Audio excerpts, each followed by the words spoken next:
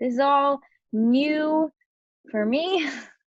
So Yeah, me too. This is my first, okay. your first podcast and my first podcast. So. Oh yes, it's actually my it's my first podcast interviewing someone, legitly, like sitting down. I Right. yes. Because you So did the one where you went around asking people about their life goals, right? I did that, which was a nice little impromptu practice. Um, I also was interviewed for 2 podcasts. So I've been in your position, and I was a little nervous. And there were some times where I said something I don't know, I didn't think was great or whatever. And I was really happy that neither of them were posted. So, but I got better. Actually, the last one I was like, oh, I wouldn't mind if that one was posted, because I learned to be more comfortable. Um, so if you have any nerves, I understand. I'm curious, do you have any nerves? I'm a little nervous, but it seems like a pretty, low stake thing. I mean, Yeah, it's, I, I mean, as far as I know, you don't have like millions of followers yet. So no.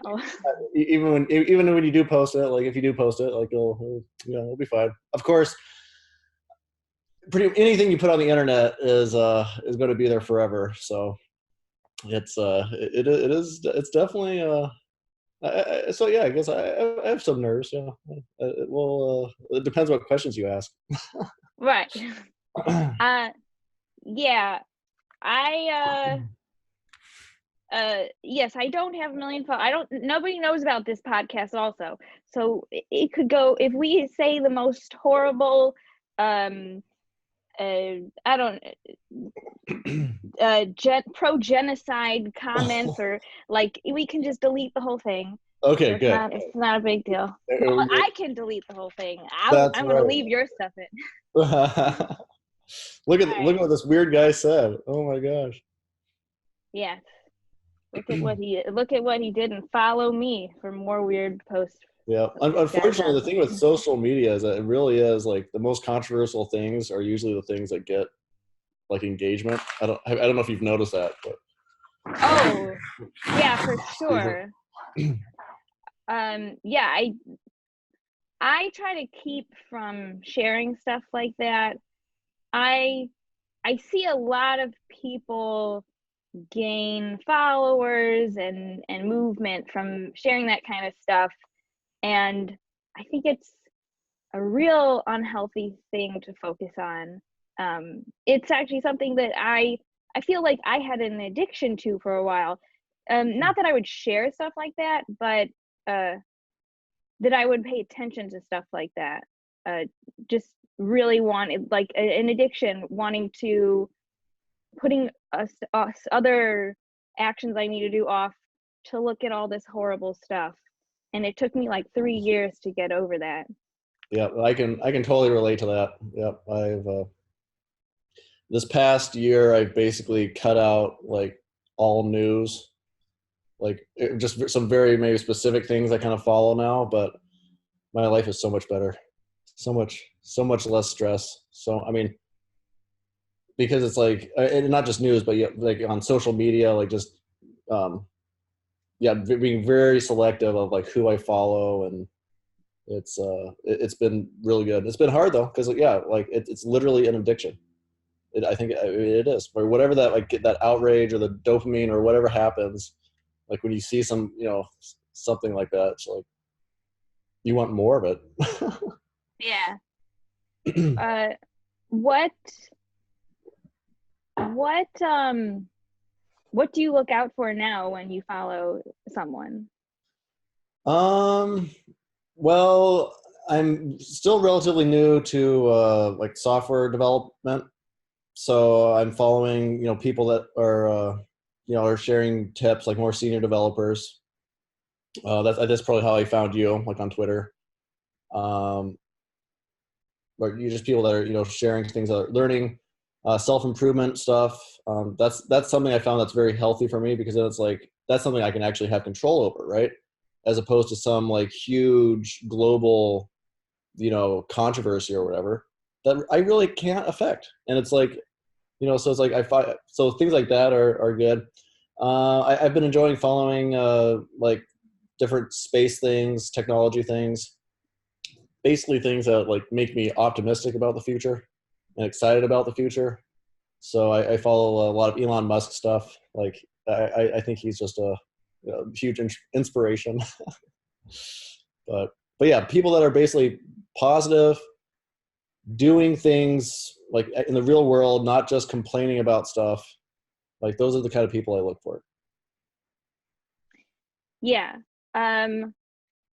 What you said about that there's a lot of discussion and complaining about things that you can't control.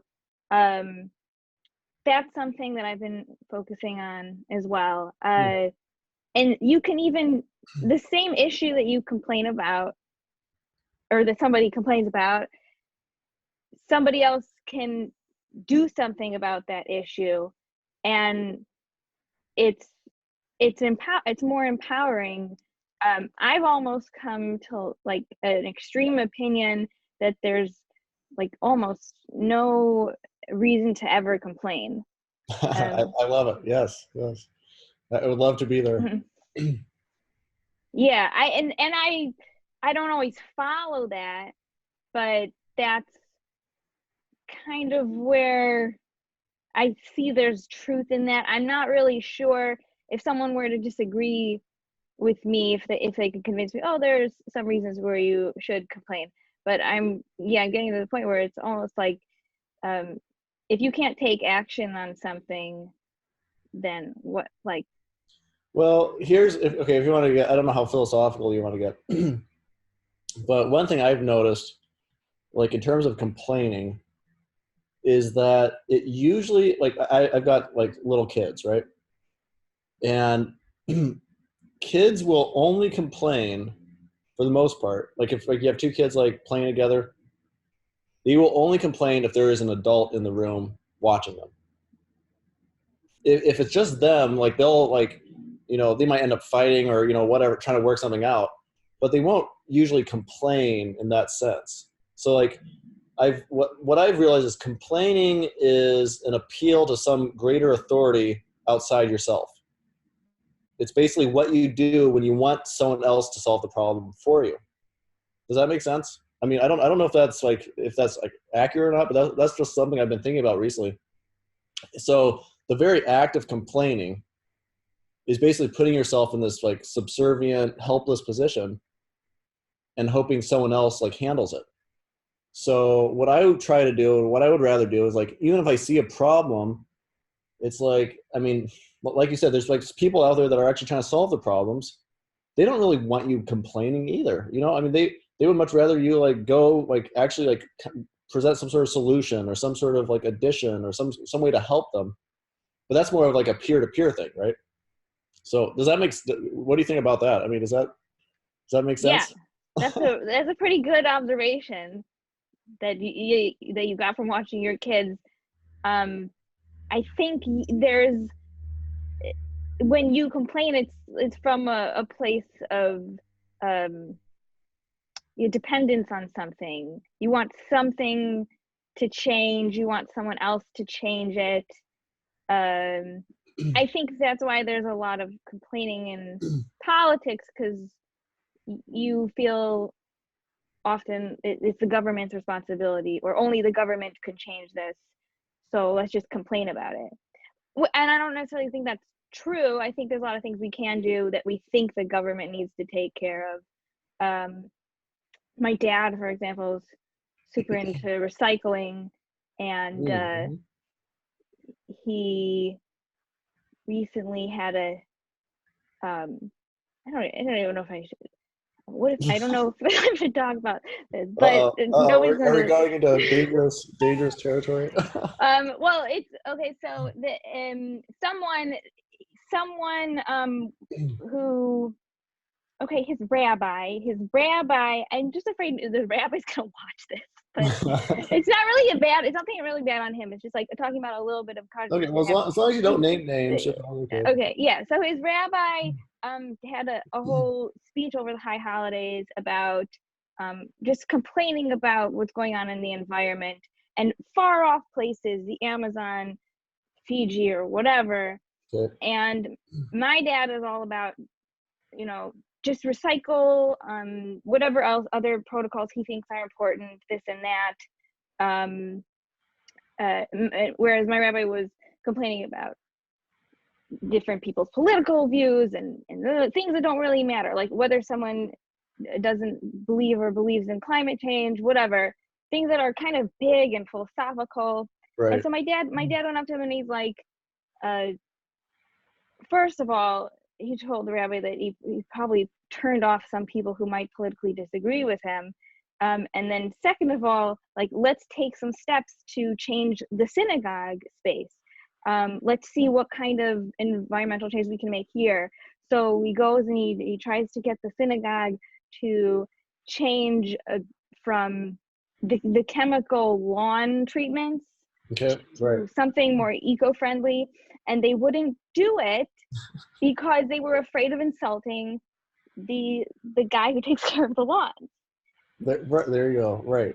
I mean, that's and that, once again, it's so much easier to just to talk about these big issues or whatever, these things that we pretend, we basically, I mean, we are concerned about. I mean, I'm not going to like judge anyone's sincerity, like, but then you actually look at what it would actually take in like my life to actually do something. And then you realize, okay, well, how important is this actually? And you realize how hard it is, right? I mean, I mean, all I'm saying is that it's easier to complain than it is to actually change your own life or your own surroundings, right? I mean, that's the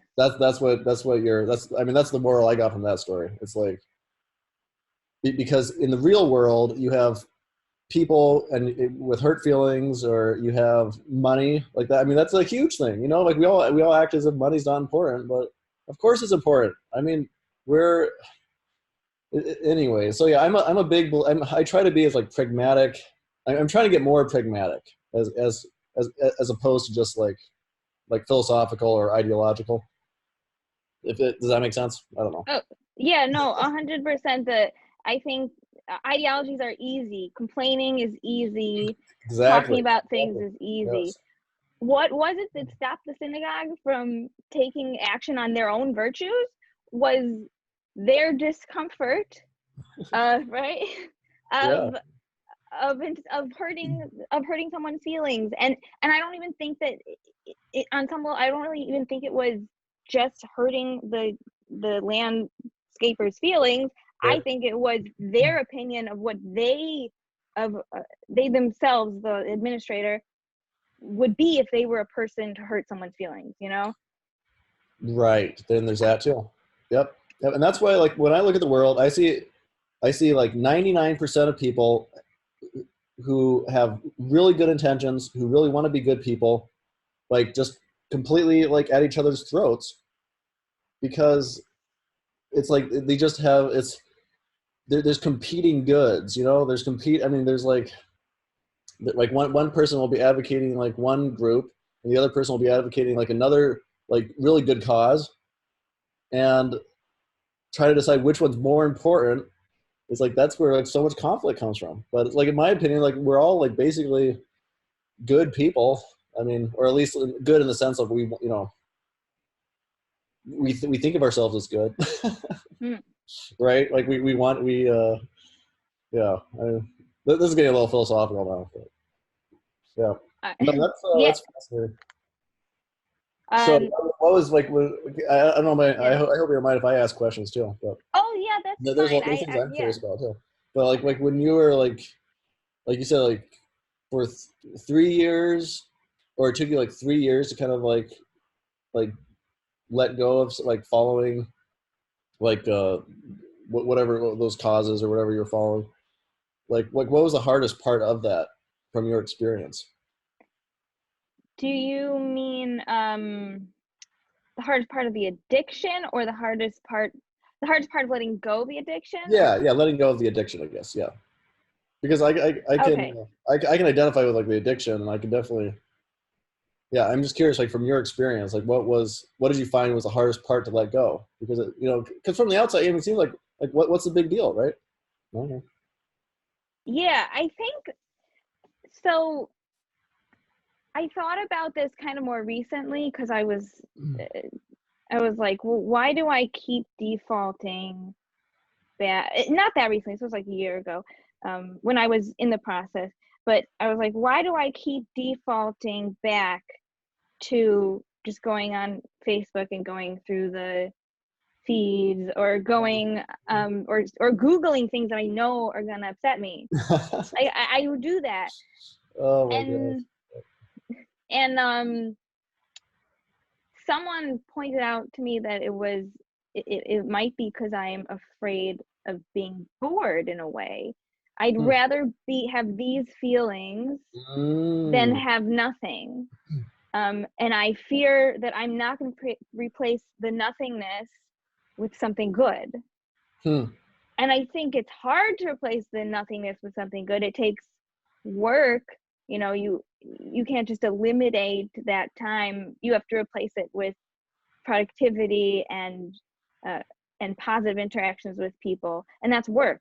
So there's the fear of that work. It's so even though it's and I'm going to keep bringing up discomfort. Eventually we're going to talk about discomfort challenges, Yeah, but no, that's great. it really is a lot of Yeah. about discomfort because you have these two competing discomforts. There's me being uncomfortable from the anger that I'm getting, at, but it's a different kind of discomfort than the discomfort from the effort that I need to put in to be happy.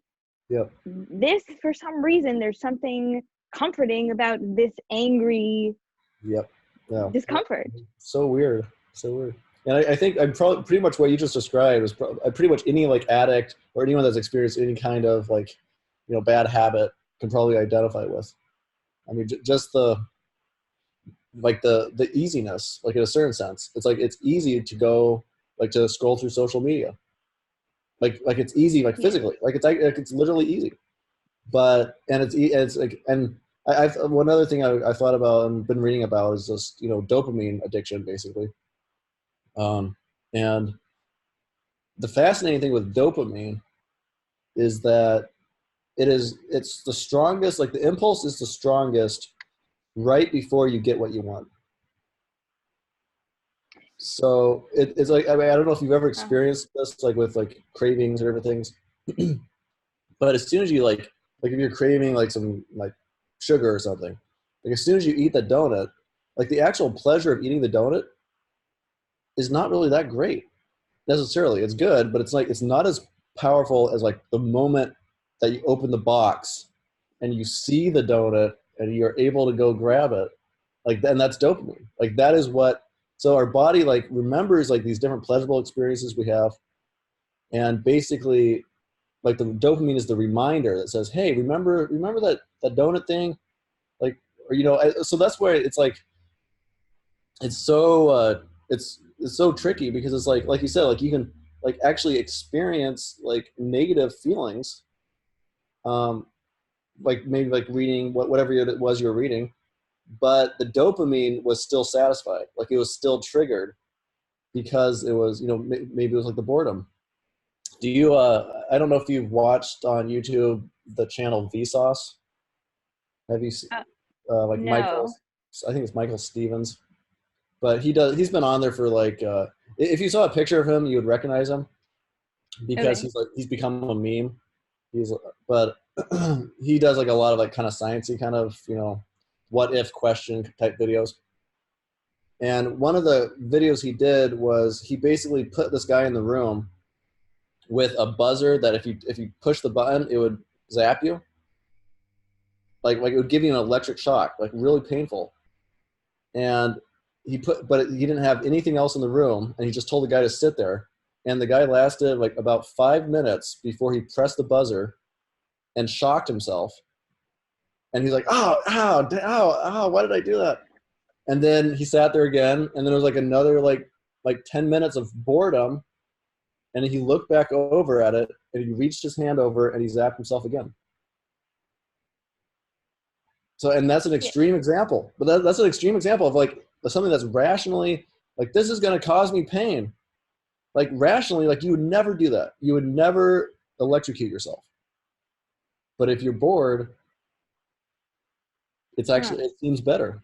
So, I mean, I think you're really onto something there, because it's that boredom. It's that emptiness, of like, I need something. I need some sort of stimulation.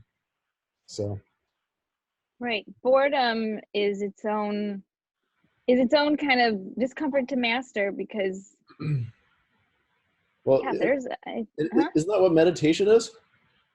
Oh yeah, and Meditation, yeah. I'm really bad at meditation. I me, meditate me twice a day. too. I'm really bad at it.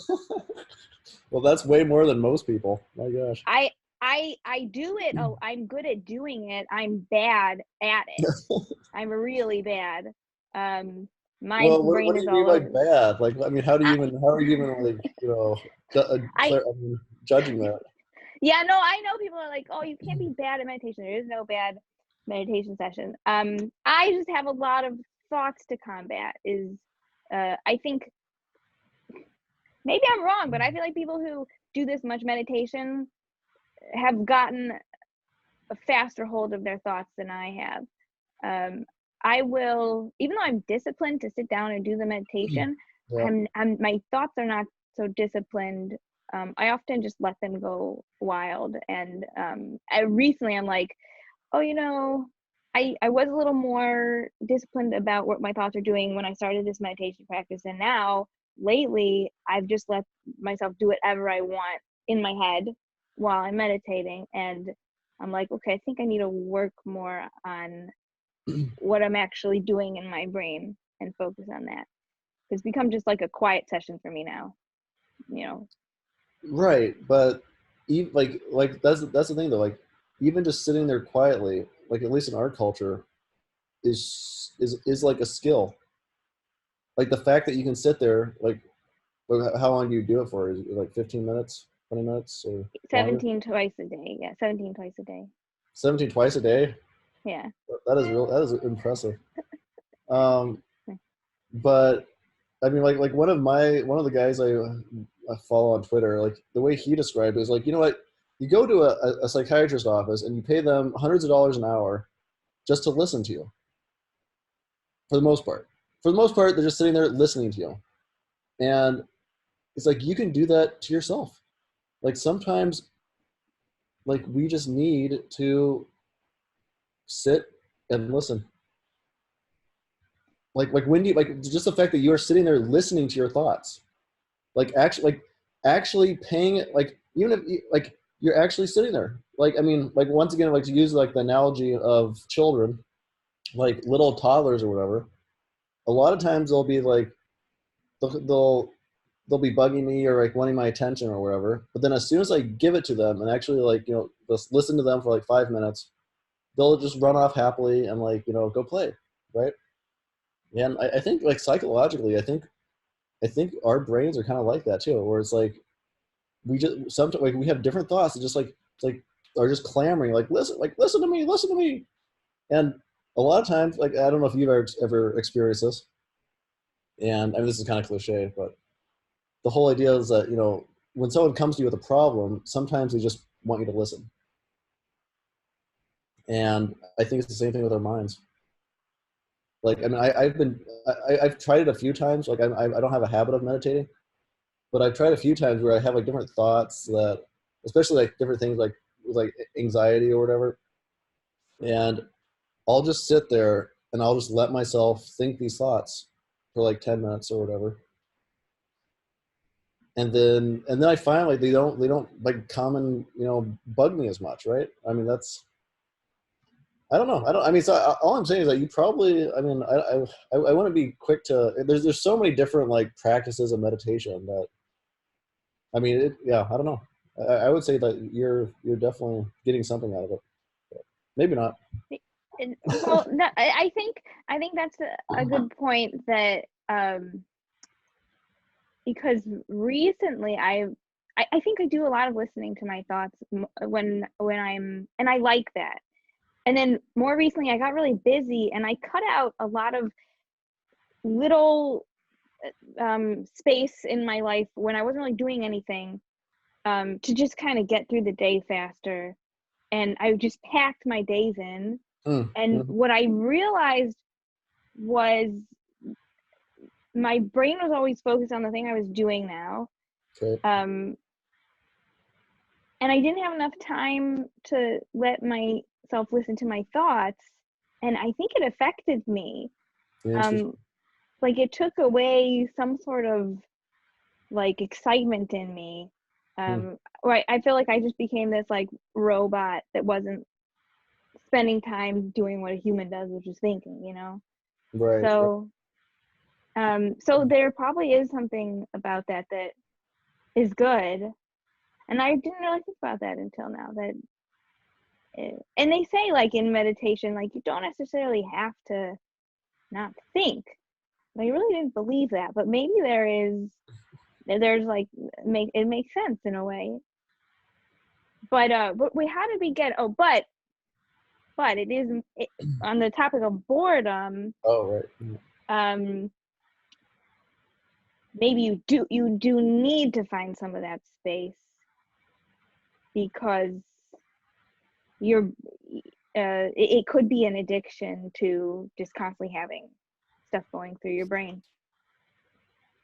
Yep, that could be, and probably more like the more like imaginative you are, and the more like you can like yeah, I mean like yeah, yeah, I could see that as like a like needing to like basically just rest your inner dialogue. Or yeah, I don't know, I mean, have you ever had experiences like in meditation where it's like you feel that like just the sense of awareness, or like they always talk about, like is that something you've experienced? Like very short moments. I'm not totally sure. Like people say like, oh, Okay. bliss, the bliss moment. Have you? Right, right, yeah, yeah. Do you I, think you have? I don't think so. No, not in meditation. I think I may have experienced it in other at other times, but and it's States of also flow, maybe. right, Yeah. right. Well, I think right, and that is I think there's a lot of similarity between meditation and flow. That's yeah, that's definitely something I've and the problem is though you don't really even notice it until afterwards, right? Or I Yeah. mean, it's like that by its nature. It's like you can't like if you notice it, it's like it's gone. Yeah. It's only something you realize, like, oh wait, I was really in the in the groove, or I was like I'll do that when I'm like creating or like doing art. Like I'll have experiences like that of flow, which is super cool. Well, yeah, for sure. In and maybe that is like a you consider a form of meditation. Do you meditate regularly or No, no? no, no. I no, I don't. I don't. I the last time I did it was well, I guess I did it like a few days ago, but I, I'm the kind of guy that it's hard for me to do things consistently. And Oh, that's surprising to me why? Why is that surprising? because you were the only other person who finished 30 days of discomfort. But well, that was yeah, yeah, that was because I was doing that. I think. I mean, the one thing I found that helps like with consistency is having other people involved Hmm. and like having like some sort of like time frame. I mean, I think that's one. I mean, like so Oh, like that was like yeah. I think that's a huge thing. So it's like just left to myself. Like I mean, for a while I was actually going. I was like meditating with like a group like every week. Like I'd show up and we do different like kind of and they would like do, like guided meditations and like that was really nice. But I mean, I never really. Once again, it was always like I'm such a. I think I'm just such a perfectionist. It's like I'm sitting there. I'm like I'm trying to get the perfect like position or whatever, and then it's kind of like you. I'm like, well, I'm sitting here, but am I really meditating? Like I don't know if this is really does this even count? What's the point? And I mean, so so yeah, so like the 30-day thing, like that was, I think the only reason why I completed it is because like there was other people doing it, and like you were Yeah. doing it, like you were posting consistently. And I think if you had just said, "Well, I'm done with this," whatever, I probably would have just been like, "Well, screw this." Yeah. I mean, so like people like you that actually do like these streaks, like I'm very impressed. Like that's a very I don't that's, is that something you've like what was the first streak you did? 'Cause The huh? yeah, I mean like the or the whatever you call them. I think you call them like streaks, right? When you started like these Yeah. challenges. Yeah, the first okay, well, the first streak, I wasn't even really thinking about that it was this many days of this, but So, it would be going really strict with my keto diet. I used to go mm, on and off of keto, okay. and that would just it was just bad for me. I'm a very black or white person. Like if I'm like, oh, and on Friday I'll have a little piece of cake. I'll eat keto. You know what keto is? Like super low. Yep, Well, of course you do, I've because done you that a did little bit. Yeah, I oh, did the you did carnivore diet carnivore. Man, 30 I want to days. know about that. Okay, I'm going to talk about this real quick, but I want to know Okay. what the carnivore did. Okay, so um, yeah, so it was keto was number one. Then a year later, I did exercise, and with keto it was like people were saying things like, oh, once you get to the 9 months of being in ketosis, like something magical happened. I found nothing magical happened, but what I did find was that it was easier for me not to obsess over other foods if I just stay on keto. If Interesting. I'm not very like I can't I'm not really good with balance. Maybe one day that's something to work on. But then the next year I did exercise. I thought, okay, like I've been trying to start an exercise regimen, and what would happen is I would go really hard, burn myself out, get sick, and quit, and then wait a few months and try again. So this time I was like, well, instead of going really hard, I'm gonna go as like slowly as possible, and I'm gonna do a minute every day for a month of exercise. And then the next month, I got through that month easily. It's really hard to not do a minute of exercise. The Yep. next month it was 5 minutes, and then 10 minutes, Interesting. so Okay. on and so forth. Yeah, and And was uh, that just by yourself doing that? Like just deciding arbitrarily, like I'm gonna do this? pretty much my spouse kind of joined me on this, but we didn't really like talk about it. We were just like, okay, you're doing it. I'm gonna exercise too. And then we both realized that, oh, this is like this micro habit building. It was really Mhm. working. And Hmm. then it was, I think the next year that I started 100 Days of Code. And that was very deliberate. And that's when I started getting really deliberate about these streaks. But I'd seen what doing these streaks did for me. I see. Um, Okay. Now was that the beginning of this year that you did 100 days of code? yeah. Okay. So 100 Days of Code. And then I did And now you're 100 doing it Days. for the whole year, right? Is that your Yeah. Oh changed my it? God. I'm kind of excited. To break it on January 1st. I haven't had a single day of like everything I plan is like I have to think about the coding, Right, and right. That's really tough. Yeah. it seems like okay, it's just 2 hours of code. I do 2 hours. It's just 2 hours of coding, no big deal. But in some instances, it is a big deal. Like on vacation, it's a big deal.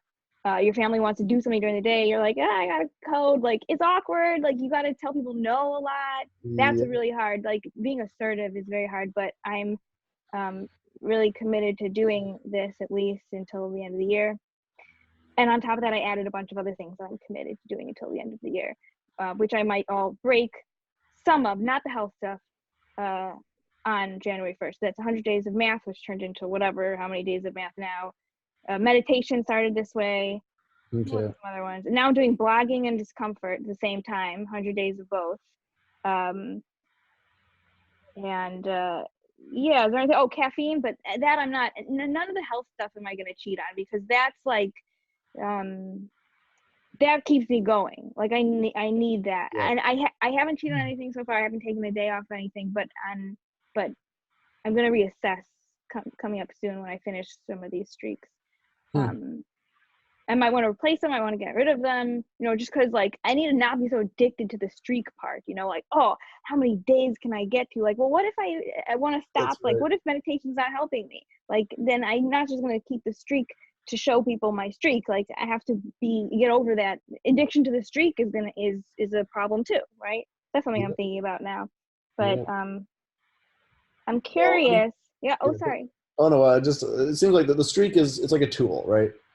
Yeah. It's a tool to get you somewhere, and it's like if the tool is no longer helpful, then it's not really a good tool anymore.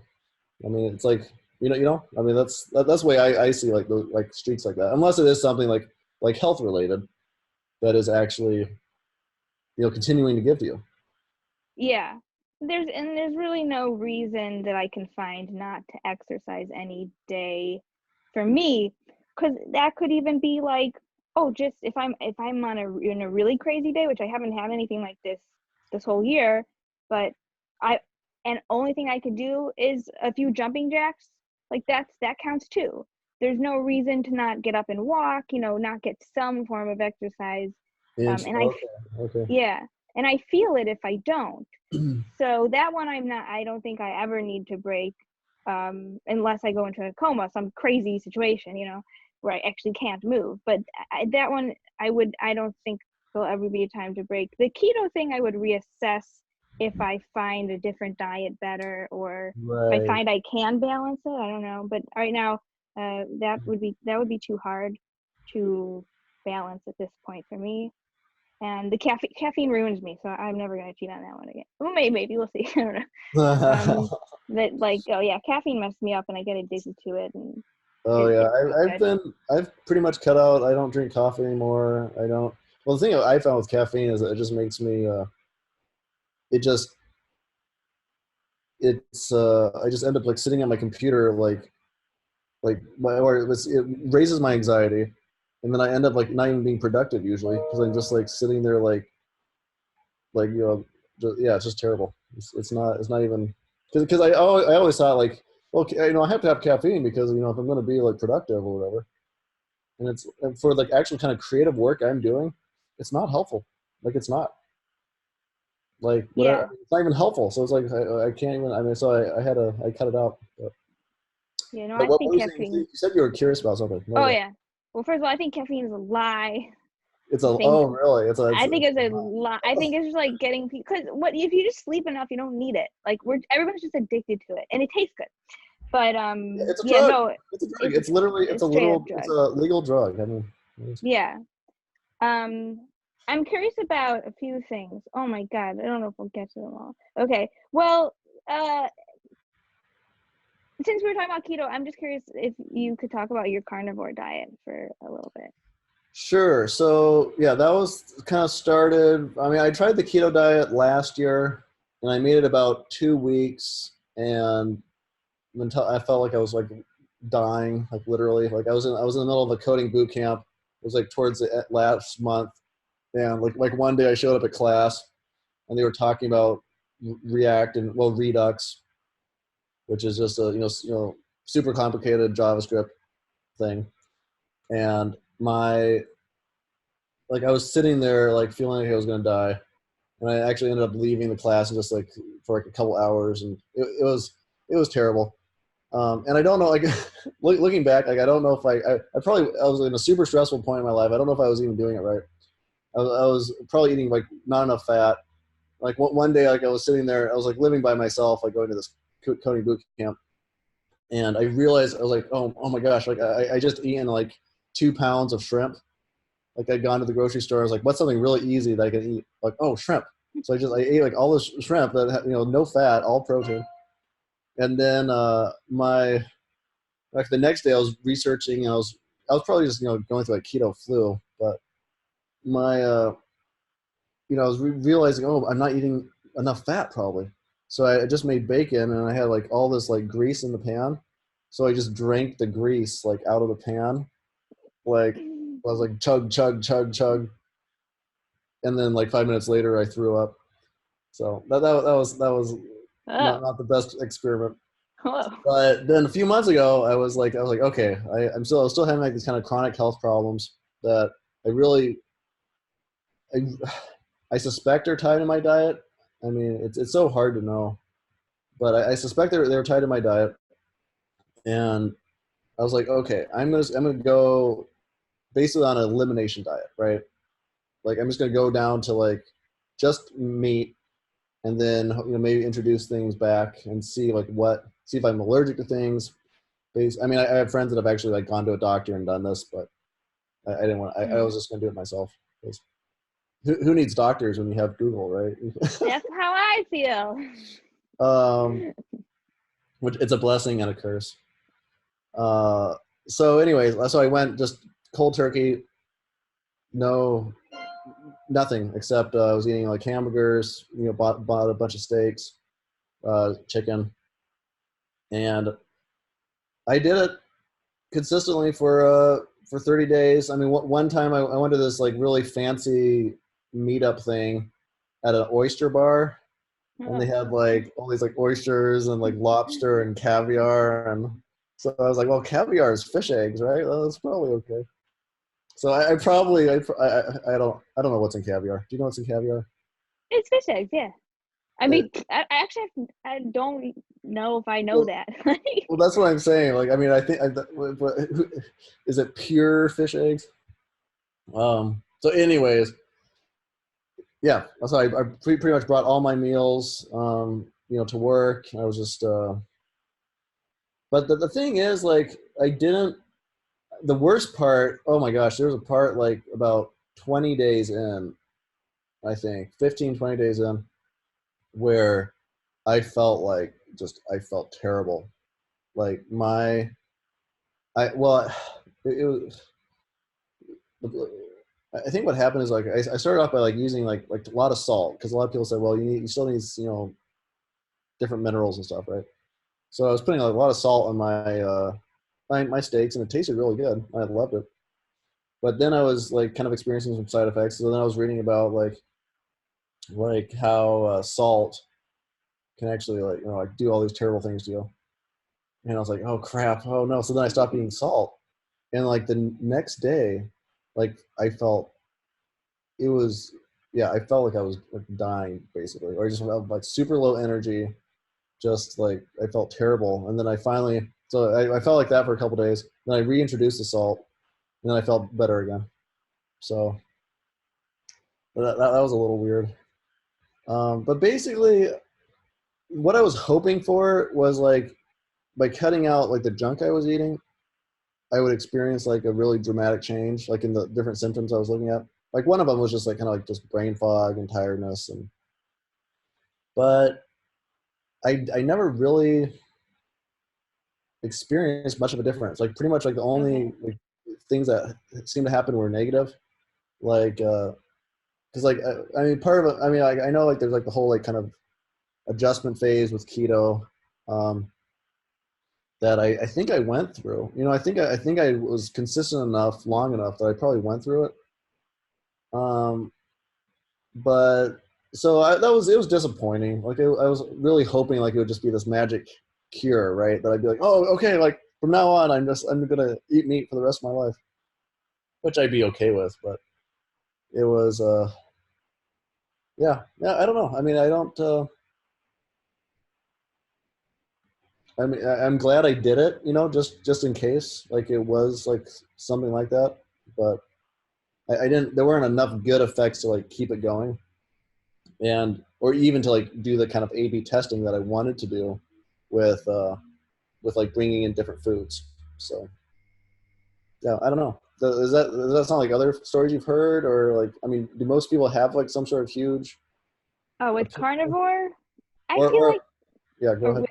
with keto, is that what you're gonna say, or Well, with both. I carnivore? mean, either one. Because I mean, Oh, I think I was in ketosis the whole time. yeah. I hear all these stories about, oh, like I noticed this huge thing, and that Right. never happened to me. I've over the years noticed really subtle differences. I think Yeah. I'm just really like carbs, I'm just addicted to. It's hard for me to control myself around them. So that is really why I keep the keto, and for certain long-term health reasons. But no, I never felt this like giant thing of energy. For me, it's just like sleep, really. Yep. That's all I gotta do is get good sleep. Yeah. Yeah, I wish I never tried carnivore, but I was always interested in doing it because I hear these like magical stories, and yeah, so but maybe I won't do it now. I don't know. No, but it's good to try. It's good to try Yep. everything, you know. Yep. I've tried a lot of different things. Have you found anything that helped you dramatically with any of your issues? Well, in terms of like tiredness and stuff, I mean, yeah, sleep is like I don't get enough sleep for the most part, but when I do, like I feel much better. But carbs, I really do like I eat very little carbs. Because and I think gluten. I think I might be like sensitive to gluten, so I basically cut out all bread. Um, just like digestively, I think that kind of messes me up. But but carbs, like now that I'm actually kind of paying more attention to my body, like I'll notice like if I have a lot of sugar or carbs, like an hour later or whatever, I'm ready to die. Like I feel like crap.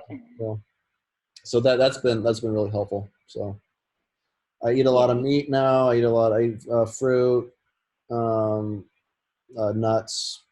Basically, probably kind of like a paleo diet almost. I mean, Oh, cool. Yeah. I'm not like hardcore like anything like because the other thing I found too, and you've probably experienced this like way more because you've like actually been like consistently keto, is that it really like there's such a social thing around food. It is like Mhm. such a thing like visiting someone somewhere or you're just eating out or just like I think just as biologically as humans like there is this instinct to eat together, Mhm. so it's like I mean I found that like when I was doing the carnivore like it really like it affected my social life or even the fact that I don't know like when I was doing keto it was the same way but like doing the carnivore the same thing like people will make comments about what I'm eating. And it's like on the like, or if I kind of make fun of me, like, oh, now you're eating a lot of like, oh, you're eating 3 hamburgers all by themselves, huh? Well, that's kind of weird. Or so sometimes like I'd go to work with like 3 steaks, and I would just like I wouldn't even have like a fork or knife. I'd just be sitting like on at the table, like just taking huge chunks out of my Oh, I steaks. like that. Which I found was like, is you know what? That's what teeth are for, right? Like they're really good at like ripping things apart. Like you don't need a steak knife, like literally. Like if you have a good steak you don't need a knife. You don't need a fork. Like just eat it. I think I'm having steak tonight, so that's what Yeah, there you I'm go. gonna Yeah, try do it. that. But once again, yeah, there's a social aspect, which is I would usually only do that if I was by myself. Um, but yeah, the social thing with food is really interesting, and that was one thing too, like because I've struggled with different like like anxiety or just yeah all sorts of stuff. But it's like it's hard for me too to not or it's good for me to be part of like so like social activities. And so that's another reason why I probably haven't been so like hardcore about it is that it's easier to like take part in the social activities if I'm able to eat whatever the food is. But I'm still staying away from like pizza and stuff. Like I don't know, do you go to a lot of like tech meetups or anything? Like Um. they always have free pizza. Oh, I was like, yeah. I oh, never eat. Yeah. what do you do like when you Oh, go out to yeah. the social things? Like Um. I I'm at the point now where I will bring my own food. okay, Um. If I go to someone's house, I just tell them like I can bring my own food, or I tell them my dietary restrictions because I have a lot. Like I'm paleo, I'm keto, I'm picky about meat. I won't eat meat unless it's certified organic, or if it's like from a farm that I can research is not certified. I'm very okay, picky about animal products. Very picky, and like that's. And then I have it gets very very particular, yeah, but oh, I also track all my food and calorie count, which makes so I bring my little scale with me everywhere. This is new, and I don't know if I'm going to keep doing that forever, but it's yeah, giving me a yeah. lot of insights on what I'm eating. Interesting. Um, yeah. So yeah, it's I'm just really assertive now. I used to be a little scared about being assertive, but I just had to get over it because I'm like, well, and I'm also kind of exposed to it because I grew up with a lot of people who kept kosher, and Oh, right. kashrut is very strict too. So I'm used to like my cousin. We don't keep kosher in our house, or at least I think my parents keep kind of kosher style, but not strict kosher. And my cousin is Orthodox, so she comes over for Shabbos meals. She brings her own food, and we're fine with that. Like that's kind of something I was used to, so it's not so new for me. I think that I kind of modeled it after the strictness in Orthodox Judaism is uh, a good, like, you can learn a lot from how strict they are. They do some really things that people don't know anything about. Like they're like Amish on Saturdays. I don't know if you know that. They don't use electricity. They don't like but it gets really weird and specific. And though I'm not interested in partaking in that, I am inspired by how strict they are. Yep. Um, yeah. So, Interesting. oh my God, I wanted to get to like a billion things. I was like nervous, like, what if there's awkward silence throughout this? Yeah, no, I don't So, think we have that problem. I mean, I can go over, if we need to, but I don't know. I'm oh, sure you have things too. well, I think it's okay if we keep it to it. And, but let me just get to, I wanted to read something that, okay, so I was like trying to research the, I was trying to research you. Well, that's called stalking. You understand? No. And then That's I smart. asked, That's smart. yeah, I asked Martha, your wife, Mm-hmm. if there was something I should ask you about, and she said that basically after leaving home, this is her talking, and starting his own family, he's had to take ownership of his own life and values. He has questioned everything, and some things he used to believe and have confirmed, while others have seemed to be contradicted. He's a Hmm. very authentic guy with a huge sense of integrity. So he doesn't just go along with things because people say so. Um, so what is this like transition thing that she's talking about? Can you elaborate on that? Do you know Yeah, exactly what she's talking I guess so. Yeah, I'll give her a hard time about that later. Let's see. about? Gosh. Um, so basically, I mean, the not to get into it like too crazy, but I was raised. You're talking about being raised, in a very orthodox kind of religious way. My parents were pretty strict religiously in a lot of areas, and so I mean, it was a really weird combination. They were basically like fundamental, or not fundamentalists, but very yeah, kind of traditional Christians religiously, but then socially we lived in a commune. Whoa. So it was about like 20, 30 people, and it was basically like there was no like private property or sorts. There's just a single source of income that we all shared, right? Like it was kind of originally it was modeled off of, and that's my What? kids back there. But it was originally modeled after like what's described in like the early Christian church, basically, where people were kind of gathering together, sharing what they had in common. And so that's how I grew up. There was like a couple other families in there that were basically my brothers and sisters. I have three older siblings, and then my parents were basically the leaders of this group. Wow. So This. it was a very interesting. Like we kind of dressed like the Amish. Like I wore like suspenders and different things, and the women wore dresses, and but technologically we had a like cutting edge like call center, a publishing company, and so like I grew up around computers. I grew up around like we didn't have TV, no TV, no video games, except if we were like visiting people. Um, so it was a very unique kind of way to grow up, but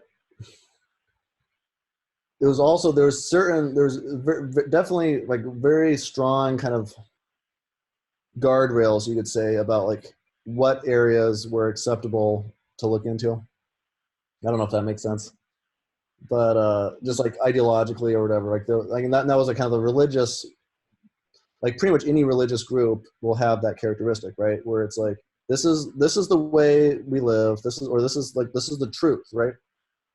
If you already know the truth, what questions are there to ask, right? Mm-hmm. And it's like as a kid, you're just like, oh, okay, yeah, that makes sense. Like, yeah, of course. It's like, I mean, you don't quite see a lot of like the circular kind of reasoning. It's like, well, why is this good? Because God said so. But why should we believe? Why should we trust God? Because He's good. Because I mean, it's just like it's very simplistic, and it's now my wife is still she's very religious, and um, my family's still very religious, but like as basically after I got married, like when my wife and I got married, we were actually living in the commune still, and she was wearing the clothes and everything. She hadn't been born there, but she had joined it because she was like, "Whoa, this is really cool. These people are living together, and we got a little garden, and we got a little different things." And it's just like that was her vision of like of what life should be like. Just like we had like a few different houses, and we had like common areas, and we were out in the middle of the country, so it was a really cool setup. But eventually, we just as we got married, and we had a kid, and we basically wanted kind of a little more independence. And my parents were like perfectly okay with it, with us going out on our own. So it's just like as I basically made that transition, and like, okay, I have basically just let my downloaded my the operating system that my parents gave me, like religiously. I basically downloaded this operating system, and for the most part it's been running relatively okay. I mean, it definitely wasn't like you know a perfect fit, but but once I was out in the real world, it was much harder, or it made me just kind of like take a look at myself and be like, okay, what do I actually believe? What's actually important to me? And so I basically I'm currently on a journey of still like kind of discovering like what is that, like what what is the what are we doing here? What's the point of life? Um, Mm.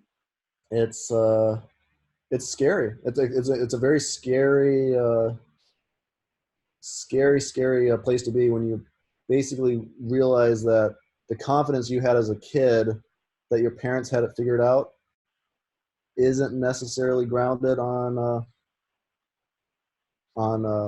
like where it has solid a foundation as you thought. And but there's also this crazy thing where it's like I was when I started like kind of going through this thought process of like questioning how I was raised. I didn't. I wasn't like rebellious, or I was an adult. I had a family. I had a kid. It wasn't like I wasn't this rebellious teenager like living in my parents' basement and being like, oh, I just want to, basically like resisting their authority. Like there, I was free. Like and because of that, I was able to actually kind of like I talked about like different doubts I had with them, and that was really hard. That was like really hard. I mean, it's like it was, but it's like I wanted to have I was gonna have a honest relationship with them because I think that's the hardest thing. Like as I don't know if anyone else has experienced this, but at least me, like growing up, it's like I saw so many like good things come out of like my parents' like faith and or even their way of life, which I basically decided was not for me. I saw so many good things come from that did not allow. I mean, it made it impossible to completely disregard everything they stood for or everything they believed, or just say, well, they're just messed up or whatever. Like I could not do that and still be honest with myself. Like I had to admit, like they have something that's good, they have something valuable, and But just because they have something like that's valuable doesn't mean that everything they believe is necessarily helpful to me. Hmm. So yeah, that was definitely yeah. So like I said, like I'm still like on the journey of basically like basically I would call it like taking responsibility for my own worldview and not just letting someone else tell me what to believe. Does that make any sense at all? Like, Oh, I don't usually talk yeah. about this. Like, I don't talk about this to anyone because it's not. I mean, it's not like something I really. I mean, I'm not a militant anything. You know, like that's. Yeah. It makes a lot of sense to me. Um, I, I think a lot of people go through something like that. Well, not as extreme as yours, but um to some extent, like the the you're talking about I kind of lost exactly what I was gonna say. But you're talking about when your parents you like realized it's not exactly how they represent it, you know. Um and that because of that, like they don't know everything. And that's kind of scary. Right, right. That's I think that's a Yeah. very natural thing to go through. Yep. Yeah, that I can relate to realizing that my parents and the adults in my life don't understand every single thing and Hmm. that nobody does, or that maybe somebody does and they can't help us, like, and you're kind of like, oh my god, like it's all up to, like, I can't really rely on anybody, like I'm kind of on the edge of figuring things out. um I think people go through that experience. I think that's kind of common. Does No, that that I can totally resonate? identify with that. Yeah. Yep, yep. And like basically, I think what happens is that that discomfort. I love how you describe that, like feeling like you're on the edge of figuring things out, or feeling like you're basically on that cutting edge of like nobody knows anything really. And I mean, it's like it's terrifying. It's terrifying feeling like you're on that basically standing on the edge of like the unknown and looking out into it. And I th- I think what usually happens, and I've even seen it in myself, what happens like and when I'm at that moment looking, like Nietzsche calls it, you know, looking into the abyss or whatever, right? It's uncomfortable, and I like rebel against it. I'm like, no, I don't even want to be here. Like, just I started looking around for some, you know, some guru or some, you know, some group or something that I can like basically just say, okay, you got to figure it out. Okay, just just just tell me what I need to do. Just tell me what to do. And I think that's a much more natural, like just as humans, like we are, like it's just in our nature to do that.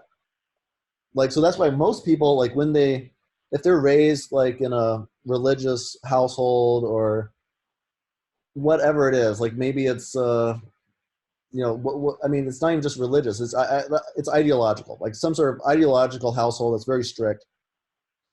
They tend to rebel against it a lot of times, but they'll usually just go find something else, like Yeah. some other group to belong to. And even like with atheists, it's the same thing. like like even calling yourself an atheist is putting yourself in this group of people that have, you know, certain kind of reputation, certain kind of like belief system, certain kind of, you know, people they look up to, different hierarchies of like, you know, what they believe is important. And it's like even that is like any kind of label. What I've come to is that if I want to really like figure out as much as I can about life before I die, which is one of my goals, I cannot label myself as anything. Like any label I put on myself is limiting. I mean, now, which is also weird because I've also been doing like, different affirmations and stuff recently, which are really helpful, which is all about labeling yourself in a positive Yeah. way, right? Which I think is really good too. But I think I don't know if it's labeling or whatever it is, but basically it's that when you give up your right to decide what is true and false to a group, Mm. that is, and like I said, like I do not have any resentment or hard feelings towards anyone that has done that Mm. because I have been there. I know how hard it is not to do that. And I'm sure in certain areas, like I do that too. Like I'm wearing a t-shirt right now. Like I've basically, Mm. I've surrendered my soul to the current fashion of, 21st century America. Like, is that making me a bad person or, whatever? I mean, is that putting me in a group? Well, kind of. I mean, but it doesn't seem like, I mean, it seems like that's a small price to pay. Like that's, like I don't mind fitting in, like when I go walk around. Like I don't have to wear, I don't have to like make my clothes from like leaves or something. But in certain areas, and especially probably because I was raised very religiously, in certain areas, like I fight really hard to keep that clarity of mind and basically like really like look into things like, okay, it seems like this is like the explanation, but is there another way of looking at it? Is there other, like, what do other, other cultures, people in other times, what do they, what have they said? What have they found? Is there anything consistent? Like, is there any like actual like, and so anyway, so that was about 3-4 years ago. I started on that journey of kind of just questioning how I was raised. And it was really hard for a while because it was basically just kind of deprogramming my initial, like how I've been basically programmed for 20 years to kind of respond to things. And then you don't have anything because I didn't join some other group. Like I didn't have anything. So it was really hard and it was lonely and it's still, I mean, it's very lonely, like not being part of like an ideological group. It's Oh extremely yeah. lonely. I don't know if you've experienced that, but it's like, it's hard. Yeah, no, I relate to that a lot. Yeah. Okay. And once Mm. again, like it's a human need. Like we want to belong. We want to be part of something. We want, and it's good. And when I've experienced it, it's like, I love it. So anyways, now I think I'm finally kind of getting to the point where I'm actually starting to kind of piece together like more of like kind of like finding like those consistent values or things that like I feel like I can really like get behind. And but it's been hard, and I've definitely gone through points where I've basically like found different like gurus who I've just like thrown in my support behind, and then like Martha will look at me and be like, Nat, what are you doing? Like you're going crazy. Like you're, but I'm like, well, this guy, he's got to figure it out. This is the truth. I'm just, I won't even like, I mean, I know it's a problem. And I think I'm kind of doing this with Elon Musk. Because I'm like, oh, he just, he wants to go to Mars and oh, this is so cool. And this is the future of humanity. But if I'm really honest, I'll be like, okay, Nat, how much do you actually know about Elon Musk? Like, I mean, like, I'll know it's a problem, like when I don't even like want to like research someone too much, just in case I find something that makes me like, turns me off. And I'll Hmm. know that that's a bad sign. I'm like, oh, there you go, Nat. Like you're like, it's a sign that like, I want it to be true. I want them to be, Right. so, Yeah. I don't know. Does that make it, I mean, Oh yeah. Totally. First of all, this is oh, go ahead. I think that what you said about not wanting to know about Elon Musk's anything bad about it or whatever, Right, right. it doesn't just apply. I mean, it doesn't just apply to a person, right? It applies to everything in our lives. Like there are times when I don't want to look at the other side or what might be Exactly. wrong. Exactly. And Right. yeah, and I know if that's happening, then like, okay, I'm brainwashed. And people get brainwashed all the time. I use the term brainwash very liberally because it's a very common part of Yes, being a yes, human. I totally agree. I think that we have to recognize more often when we are brainwashed. We love to recognize when other people are brainwashed, but we get brainwashed all the time. I mean, I Yeah. think life is just trying to move from dirtying your brain again, getting off the every level of brainwash that you are on, and not moving to another one. But you will, and then you'll move back out. But Yep. Yep. and No, and that's so true. the thing about being in groups, like labels, and if you label yourself, you're more likely to take part in groupthink, and it's just like a path to becoming stupid. And it's but not that the concepts in that is in whatever group is stupid, just that you're going to start closing off your mind Right, to right. thinking. Yeah.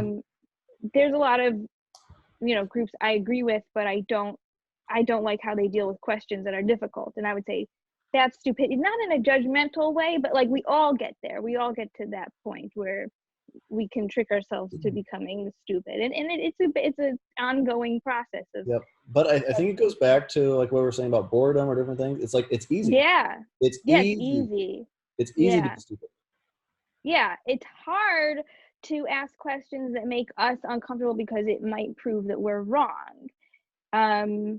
Yep. So like in my Yeah, experience again, like just going back to the or different like I mean even like I said, like it's not just how I was raised. Like I've been part of different ideologies like even after that I've had to really kind of examine my motives and see if it's actually where I want to be. And one thing that's helped me, and especially like from like how I was raised, like when I started like questioning, like okay, I'm starting to see different explanations for different things that I believed that might be valid. Like once again, yeah, I couldn't see it in myself, right? I didn't want to admit the fact that I was brainwashed or I was like programmed a different way.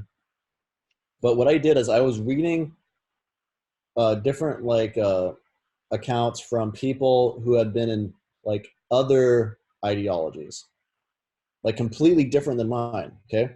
And their whole process of like kind of, awakening and realizing, wait a second, this isn't necessarily completely accurate. Maybe the other side has some good points, and like the whole process they went through and reading their stories about, basically leaving like some ideology that I looked at it, I'm like, this is the stupidest thing in the world.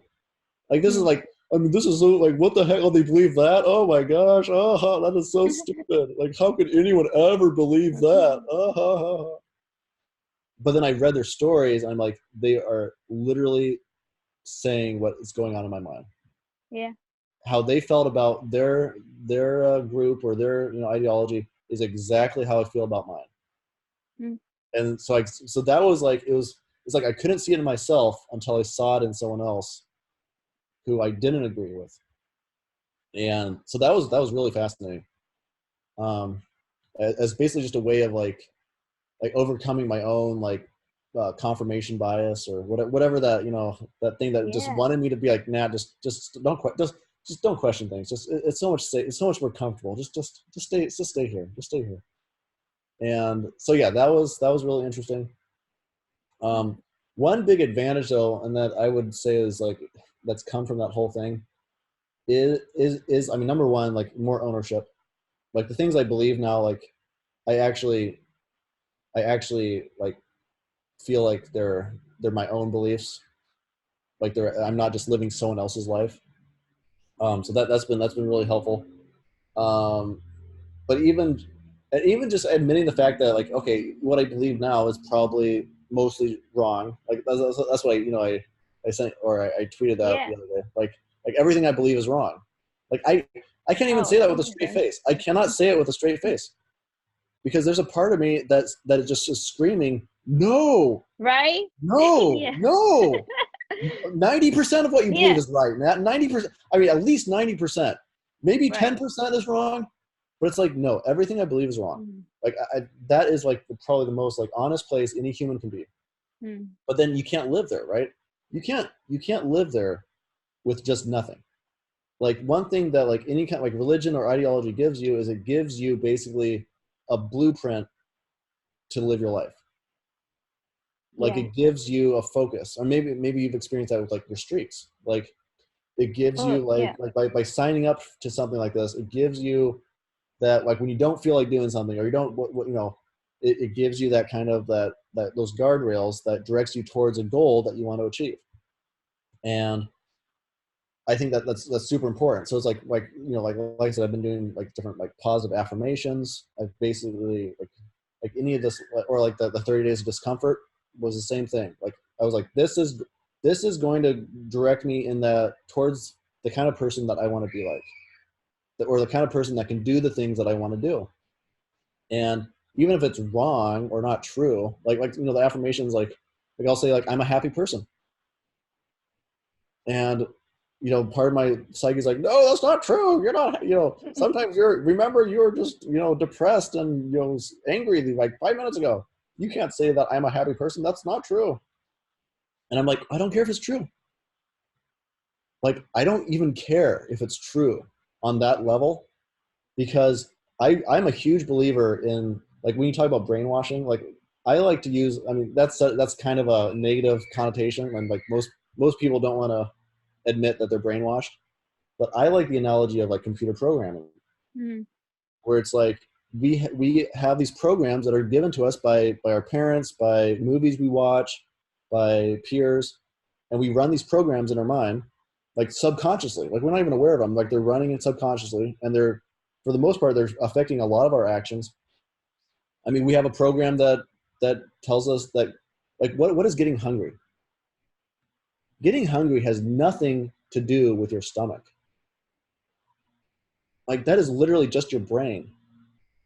Like your brain is like running this program, like the hungry program, that every once and that's like you know it's just a program because it's like I don't know if you ever gotten like hungry and then like you don't eat and then it goes away for a while and then it comes back later. Like have you ever Yeah. experienced that? Oh yeah, for sure. Okay, so that's just proof that it's not your stomach's not less empty. You know your stomach's not. I Yeah. mean, it's just so it's the same thing like psychologically. Like our inner dialogue is just this program that's running that's like you know implanted by you know whatever.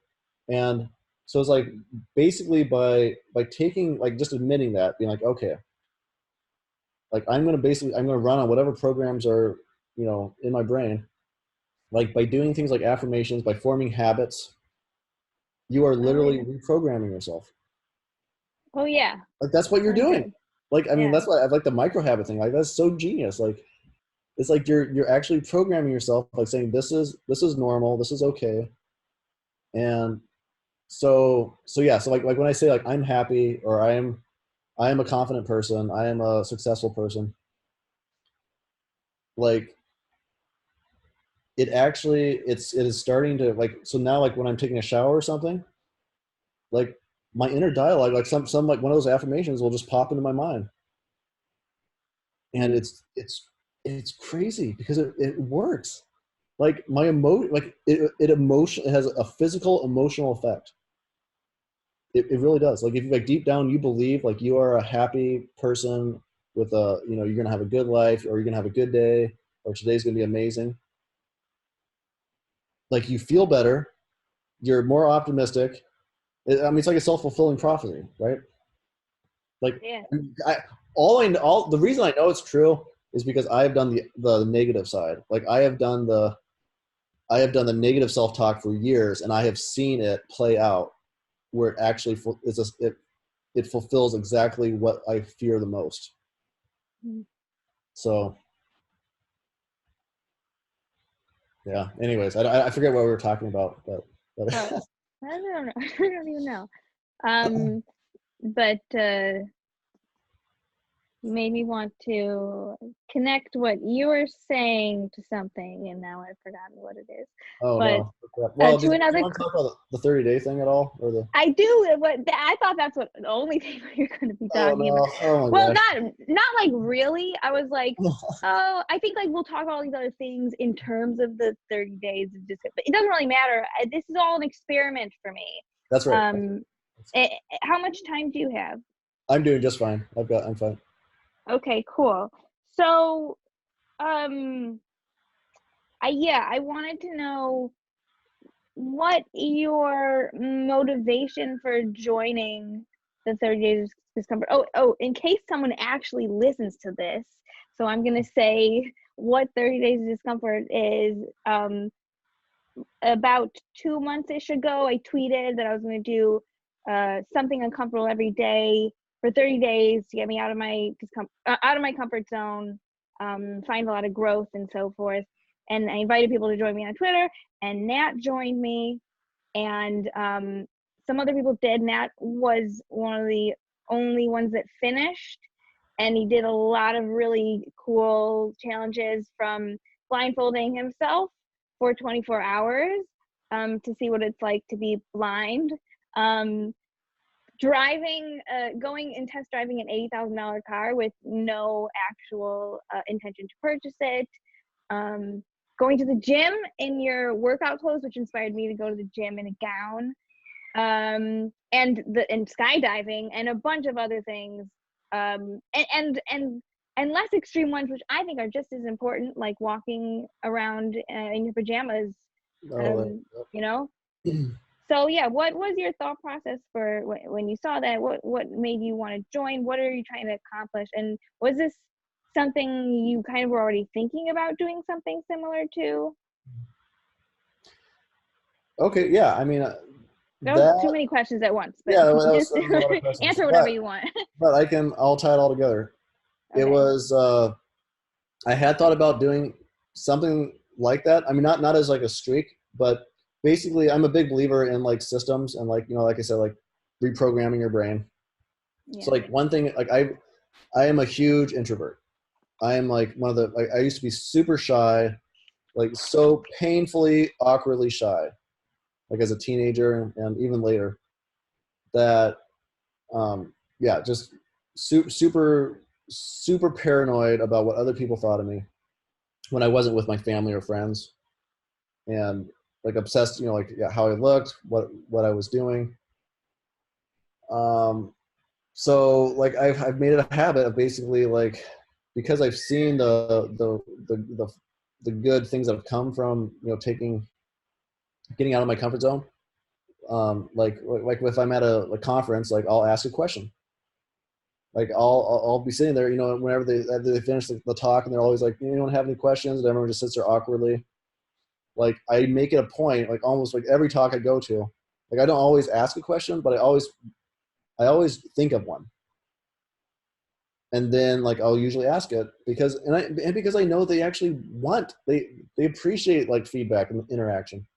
So like that's really and I talked at the JavaScript meetup. Like I signed up for that like a few months ago because it was like terrifying, and so when I saw your tweet, I was like, oh, that sounds kind of interesting. Like that's getting out of my comfort zone. That yeah, that's who knows what could come of that. But I didn't want to do it. Like it was just, I mean, I didn't really know you at all, and it just seemed kind of like strange, like whatever. Like, but then what changed my mind was you actually posted like all these like this whole list of things, like ideas that you had, and I was like, oh my gosh, she's actually going to do this. Like Mm-hmm. this is like she's serious, and these are like really embarrassing things, and like, whoa, this is crazy. And I was like, I want to be part of that. Like I want to and I'd heard of the rejection challenge. I forget Jaw something. I forget his It's name. like Jying. I don't know how you pronounce it. I know it's spelled. But I had Okay. like one of my friends like years ago had talked about this guy like who was doing these crazy rejection things, and so when you shared those links, I was like, oh yeah, I remember that. So that was really cool. Um, and so yeah, that's why I did it. Is I am a super shy, introverted person, but every time I have gone out of my comfort zone, amazing opportunities have opened up in my life, and I want to just do that more and more. So definitely. So, so what were there any big takeaways from your 30 days? Like lessons that you learned, realizations? There was a lot of things I learned. The two main things. Number one, people. I mean, well, three. Okay, three. Number one, people don't care about me. They don't care about people are thinking about themselves. Okay, like strangers, like out in the world. Like for the most part, if you're doing something weird, they will not even like. They'll just be like, "Oh, they're kind of a weird person, or whatever," and they'll just keep thinking about their own problems or whatever it is, right? But number two, are people are willing to help. Like they actually like people are most people will even if they can't like they won't like help you with like some weird request you make or whatever. They'll at least be polite, or they'll be friendly, or they'll try to think of something else. So that was like two things. Like number one, they don't care about you in the sense that they're thinking about other things or themselves, and number two, they actually do care about you in the sense that if you're friendly and polite to them, they will reciprocate for the most part. But I think the most important thing that I got from the whole thing was well, every time I would give myself some challenge and be like, okay, Nat, you're gonna go into Costco and go up to strangers and ask them to give you a compliment. And that was like inspired by the 100 Day Rejection guy. And I was sitting there in the parking lot like, okay, I'm gonna go. It was on my lunch break. I drove to Costco. Number one, I didn't even have a Costco membership, so I had to like talk my way in. All right. That was really embarrassing. They're like, "No, you can't come in. You can't come in. You don't have a membership." I was like, "I just want to walk around," and they're like, okay, I guess that's all right." But I was just sitting there, like everything I thought of to reasons not to do it were like, I mean, I didn't want to. Well, I didn't want to get thrown out. I didn't want to get arrested. I didn't want to bother people. And I had all these like reasons, but they were all basically they were they weren't real reasons. They weren't real reasons not to do it. And so my biggest thing or the biggest takeaway was our mind is extremely good at keeping us in our comfort zone, and it will tell us whatever lies it can think of to keep us there. And the lies will seem real, and they'll seem like common sense. Yeah. They'll seem like common sense, or like one lie that, or basically resistance or whatever that kept coming up when I would think of like doing a challenge was, well, that's not really challenging enough. Like, Yeah. no, yeah, that's not. Don't that you could probably come up with something even better. Like, what? Don't go asking people for compliments. Why don't you just I don't know, run around and like scream, or do something that would be really really good. Like, why don't you do that? And it was crazy, like because subconsciously I knew I wasn't going to do that. Like I knew Yeah. it. I mean, it was the Uh-huh. craziest thing. Like it was so bizarre. Like it would tell me like, well, that's not. And then I look at myself and be like, I am trying to stop myself from doing something uncomfortable by telling myself it's not going to be uncomfortable enough. Yeah. Isn't that bizarre? I mean, so yeah, Mm. that was my biggest takeaway was when there's something I want to do, like I better be like completely sure there is a solid reason not to do it, because all like 90% of the objections I'll have are basically just my ego trying to keep me from doing something uncomfortable or embarrassing. Like that's it. Mm. Like you shared that great tweet, or I think it was a while ago, that or maybe it was in your blog post, like saying, well, what is the legal limit to silliness? And I was Does just yeah. realizing, like, it is way higher than what we think. It Yeah. is way higher. Like, it's like our ego and our, whatever it is, like, it does not want to believe, like, how many things are actually possible in our life. It wants to keep us on just like some very comfortable, safe trajectory until we die. Like, that's it. Yeah. And that's what most people Yeah. live their lives. They just live their life on this very kind of safe line. Yeah. I think one thing I did in my mind to combat those excuses, because some of them seemed like legit and That's what I'm saying. conscientious, Yes. right?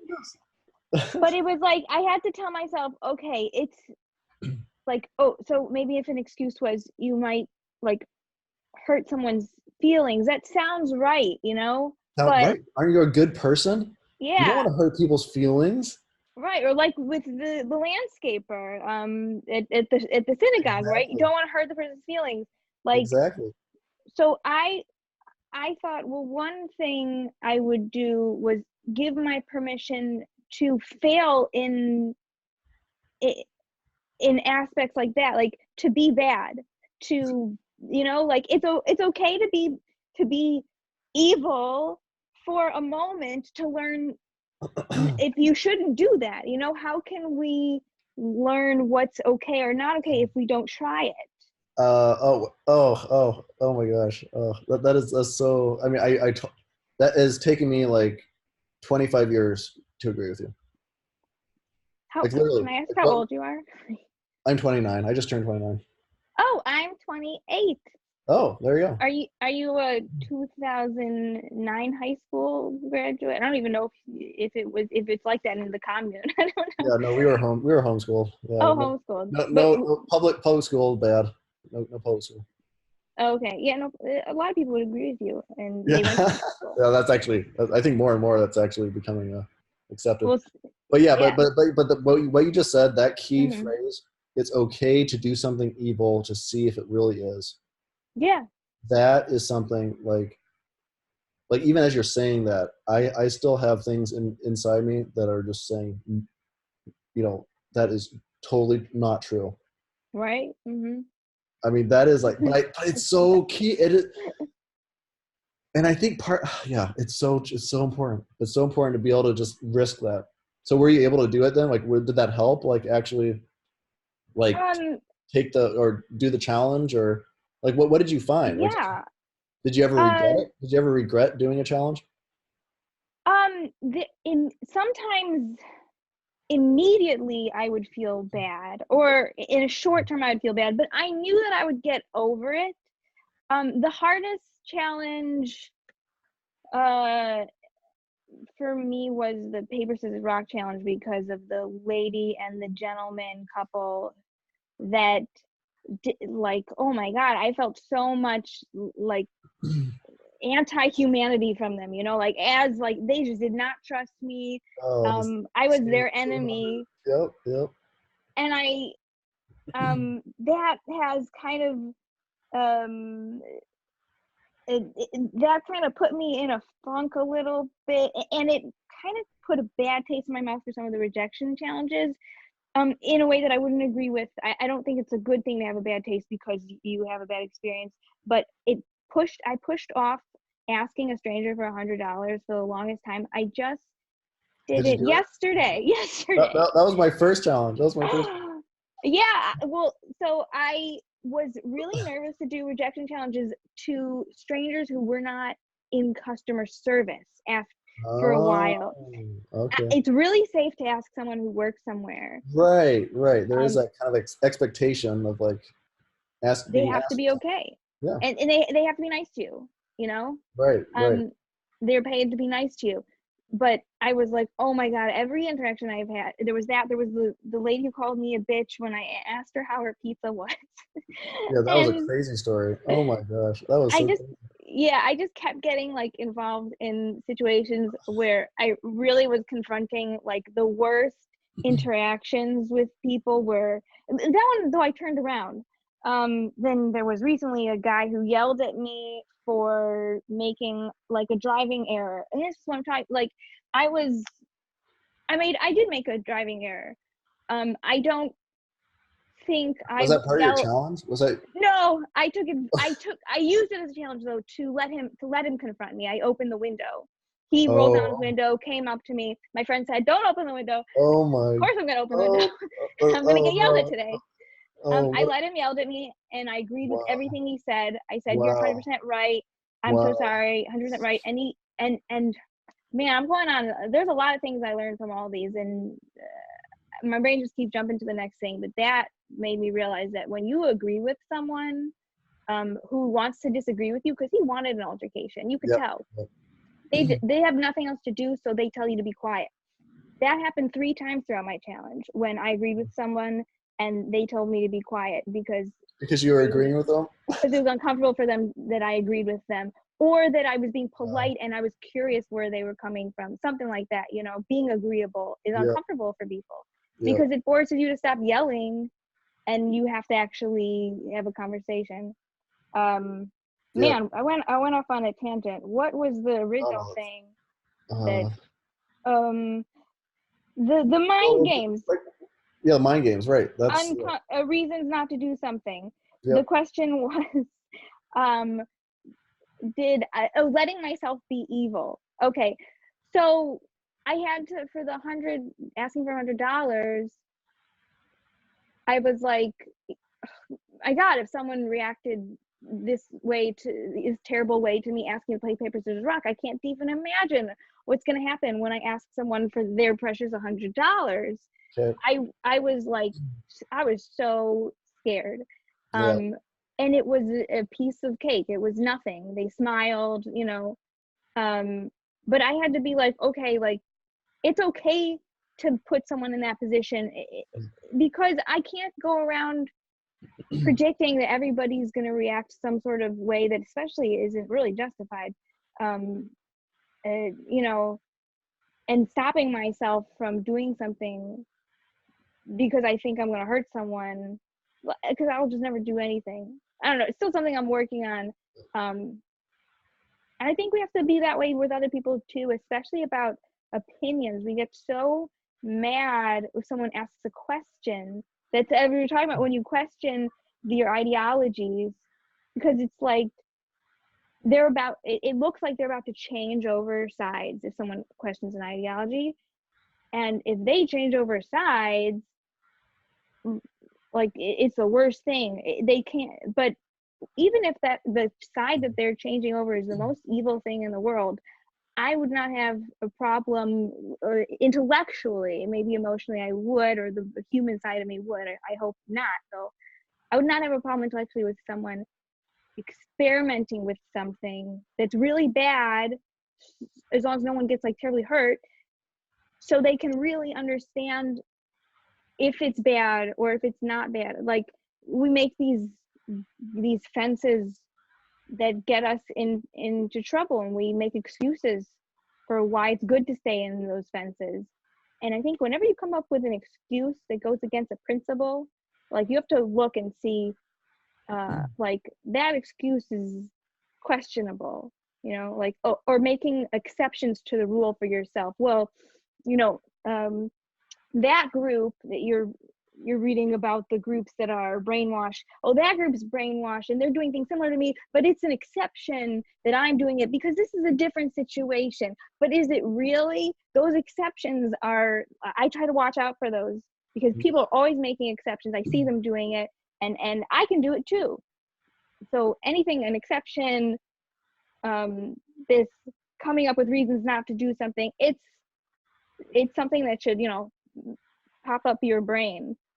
Yep. And like I said, Yeah. there's a lot of things where it's okay to go along with whatever your group is doing. I mean, Yeah. it's like there's a lot of things where it is okay. But yeah, I think the key thing you said is like when it's going against like some principle that you hold on a very deep level, and you're like, yeah, then that's really where you have to like ask yourself, okay, why am I not doing this, or why am I doing this instead?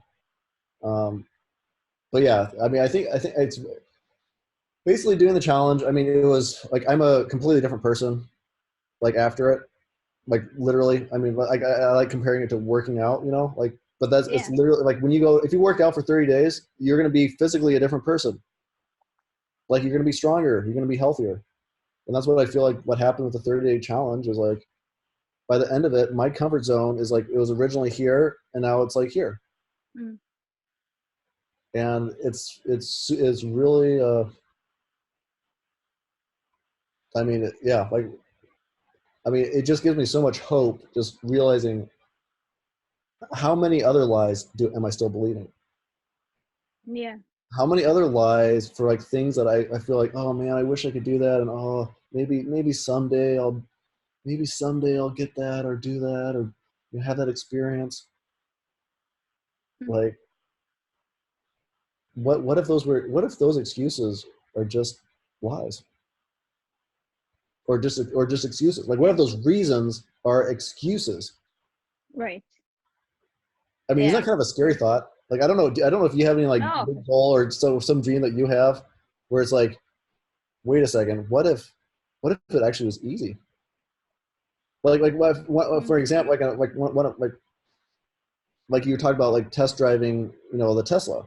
Like driving a Tesla is something I've fantasized about. Like I don't want to buy one right now because I want to spend my money on other things. Like maybe someday, well, yeah, maybe someday I'll own one. Mm. But I was even thinking like when I started the challenge, I was like, oh man, that was like one of the first things that came to me. It was like, I could ask somebody like to let me drive their Tesla, or even just sit there and like play around with the controls. Oh, that'd be, I don't, none of my friends have a Tesla, but that'd be really cool. And, you know, so I was like, I mean, it seemed like this really hard thing to do. Like I'll have to find someone and get them to convince them. And then I went on the website and they're like, oh, just walk in. You can test drive a Tesla. Well, Just put your name down. yeah. Easy. I was like, what? What? What are you talking about? Wow.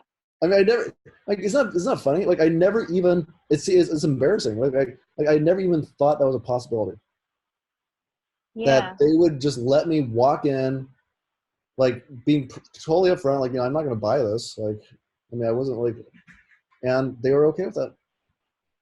And it was like the next day, like after after I thought of doing that as a challenge, it was the next day I was driving it. Nice. So like, what other things? What other things would be like that? So. Yeah. Uh, right. I mean, especially with the rejection therapy, Mm-hmm. you start realizing like, oh, like there are more things, or like how man, I don't know how you say his name, but he said something about, um, something like if you avoid asking because you don't want to know, you don't want a no, Yeah, that's right. That's right. You don't want. Yep. then you miss all the yeses, right? Yep. And there's Yep. a Exactly. lot of yeses. There's a lot of no's. There are. I mean, that is But true. That's true. but you got to just pick X at them and get to the yeses. And when you're resilient to those no's, you find, oh my God, there's all these things. And then maybe you start to think about, oh, there's like questions I didn't even think of asking that I could ask, which is what you didn't even realize you could drive the Tesla. Yeah, like I didn't really. Yeah, Yeah, I didn't realize you could it ask the wasn't even like question. asking like some stranger or whatever. It was literally just like it was something that, I mean, that was the craziest thing is just realizing like, I don't know, when I first like started like being interested in Tesla, like it was like a year ago, right? I mean, just realizing like as soon as I was interested, like for the past year, it's always been an option. Wow. It's Yeah. always been an option. I could have done it any day. I could have Oh, just walked down there any day if I had actually like realized like, I mean it's just, isn't that crazy? Like it was yeah. like what right now could happen right now if I just asked somebody or just looked into it a little bit. I like that. Isn't that crazy? I mean, like, who knows? It's like I don't even want to think about it. It's just too scary. Ah. I'm writing that down because I just I want to think about that. What right now, um, uh, something like uh, I'm missing because I'm not asking the question. Whatever you say, man. Because you got to think about that. Like think about, if you can stop and think like, okay, what are really my possibilities? Mm-hmm. You know, if you start getting into that mode, it's like programming your brain to think that way, maybe you'll start finding many more opportunities. Yeah, I mean, people Yeah, see it like it's magic or voodoo or whatever, but it's not. It's basically just like making like expanding your imagination. yeah, it is Like I said, imagination, 100%. like that wasn't like magic that I got to drive a Tesla. It was literally an option that was available for years. Like I could have just done that. Yeah, what are you missing now? Like, it's just sitting there, like it's Right. waiting for you to ask for it. It's not going to like materialize out of the universe or whatever. It's there right now, right now. Yeah.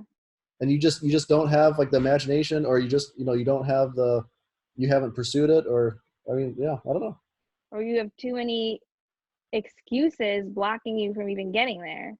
Right. You have those mental blocks. And I think like primarily too, or like at least for me, like one of the hardest challenges has even been admitting what I want. Yeah. I don't know if you've experienced that, but even admitting what I want, like you have to face into the pain of not getting that. So it's Oh like my God. 100. Yeah. yeah. So there's so much like even in denial of, like I don't even want to admit that I want it, because then it's like then I'll have to like be like, oh well, I don't have it. Oh, it hurts. Oh. Yeah. This is why I talked about a little bit during my Discomfort challenge how I wanted to know people's goals all the time, and that's why I asked Mm, people their goals. okay. And I wanted to talk about my goals. I wanted people to tell me their goals. I just like wanted to know what was in their brain, but I was nervous that it's an uncomfortable place to talk about goals for some people, because their goals might be really ambitious and they might not be in a place that looks like they'll ever get there, and so that can be embarrassing. Yep. I wonder if some of the people who I asked questions that said they had no goals, if that was really the case, that they did have goals Yeah. I mean, and or they it could didn't be the want. case that they're in denial of it. Yeah. We all, deep down, we all want things. We all want, to be in a certain place, or to have someone like some sort of relationship, or some sort of, but like I said, like even getting to the point where you even admit it to yourself. Yeah. But it's also possible, like if some stranger asked me that on the street, I probably wouldn't. I mean, it'd be hard to be honest. I mean, Yeah. it's hard. I mean, it's a very kind of exposing question. Like, So have you defined your goals? Do you oh no, know? no, wait, oh, I shouldn't have brought that up. Oh no, oh, I don't want to talk about that. No, oh gosh, oh, you put me on the spot. Well, I have really big embarrassing goals. So okay, yeah. Why if don't you you, go? I won't. Oh, you want to hear mine? Well, I'll go first. Oh I'll go my. first. I think, Okay. I mean, basically right now, like one of my goals is basically just to figure out as much as I can about like the human experience, and like what figure out about like the world. What are we doing here? What is, like, who am I? What is consciousness? What is this whole thing? So that's one goal. That's kind of like just a lifelong kind of journey. Um, but I really, I do have a kind of entrepreneurial desire. Like I think I would someday. Like I don't know if I have my own business, but I definitely want I want passive sources of income. I want to basically have like different things that I have created out in the world, like being like, that's one thing I love about code, is that it's infinitely reproducible. Like I can create something and share it, or a video or a podcast. Like you can create it and share it with millions of people, and then so that's a big goal of mine, is just to be able to have that kind of financial freedom. That's really good. And basically just have yeah. So those are two main goals. Basically, figure out life before I die, so I actually be able to pass it on to other people and to my kids, and then have lots of money so I can just sit there and think philosophical thoughts, because no one pays you to do that. No Hmm. one cares. No one actually cares. Like they're not going to pay you just to think, unless you're like writing books or something. So okay, Oh yeah. what now? You So shoot. yours is to be wise and rich, right? There, yeah. Wise. There you go. Wise and rich. I like it. Yeah, All that sounds right. like a good life. Okay. Well, I have similar goals to that. Um, okay, so the goals that I've really defined is that I want to have, man, now I want to have like an empire around lucid dreaming. I want to make lucid dreaming more mainstream, and I Cool. um so and I really want it to be like a huge thing. I want to get my well, actually, I've changed my mind about this a little bit. I thought like, oh, I'm gonna get rich that way, which is really kind of me saying I want this to be so valuable to people that I'm Right. gonna get tons of money. So yeah, I do want to get rich that way. But then I thought about it and I was like, okay, a lot of people who are rich that are interesting didn't make all their money from being interesting in the things that I think are cool. A lot of them made their money from investments and stuff. So I was like, oh, okay, I might have to do some investing. But yeah, I also want to financial freedom. I used to be in a place where it was like, especially in college, like you get caught up in this, like, oh, money means nothing. Like, I think it's like a group thing where everyone's like, yeah, it's not about the money. But then I realized, money is energy and like power. I like power. So I think it's good. Like, it's if you have a lot of money, like, and you think you're gonna do good things with it, then you should want money. And so the lucid dreaming thing, I want to do that with tech. So that is why I'm getting into tech. Interesting. Okay. Yeah, and then I have like other ones for like my body. Like I want to have like a fitness model body. That's kind of embarrassing. Like all these are embarrassing to say because it's just like, well, you're kind of far from that. I want my relationships to be like really great and deep and full of laughter and connection. It's harder to define those things, but yeah, those are them. Yeah, those are my goals for now. Cool. Oh, and I think in the way the wisdom is like a part of it too, because I want to always improve myself, and I think that's really what I'm thinking of is wisdom. That's how Right. you Right. improve yourself, right? Yep. No, Yeah. that's definitely. I would call that. Let's call it wisdom. But I Yeah. like that. One of my challenges was creating a vision board. Oh yeah. And that was one of the hardest things. That was so. I mean, I was up until like 2 a.m. I think, like just basically forcing myself to actually decide on like different pictures I was looking at or whatever, and being like actually like I said, going through the denial, being like, what do I really want? What do I really what's actually achievable and what do I actually want? And yeah, that was so hard. But now I have it up on my Yeah. wall, and it's actually they're coming true. It's happening. Like Oh, I've already jumped out of an airplane. I've already I already gave another talk in front of for my company. It's coming true. So wow. Very it's cool. cool. It's cool. That's inspiring. um. Uh. Well, it's been almost 2 hours. Oh my. Oh yeah. That was. We definitely didn't have any awkward pauses. No. But yeah, this has been really fun. I felt I was really excited when you asked me because it's like I watch and listen to like other podcasts every once in a while, and it's like, oh man, that'd be so cool. Oh, I'd love to be on a podcast.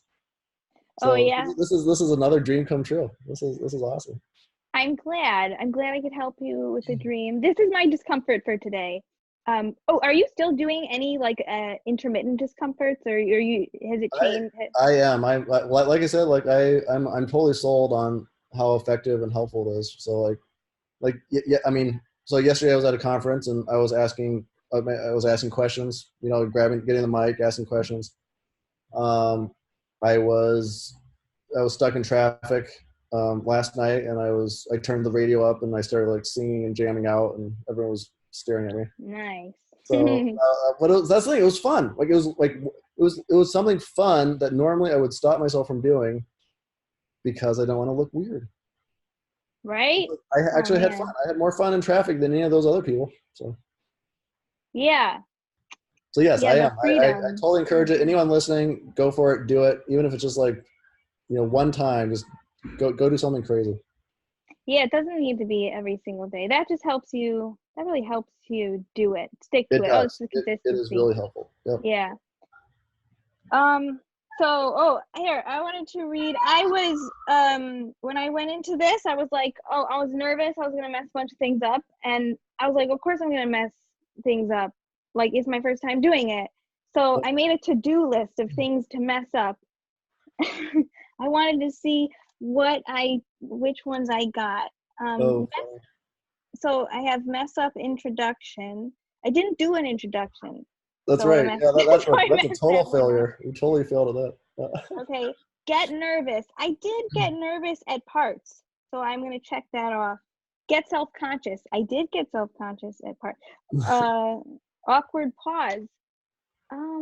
No, I don't think I accomplished that one. No, no. There was no, so I didn't get that one. Talk too much. I think we both. I Yeah, mean, I talk too much. I definitely talk too much. nothing was. I mean, for me, it wasn't not interesting. So I wonder if talk too much means talk too much about things that aren't interesting. Everything Could be. or ramble. I don't know. So we'll put a question mark there. Forget a word. I don't know if I did that, but I probably did.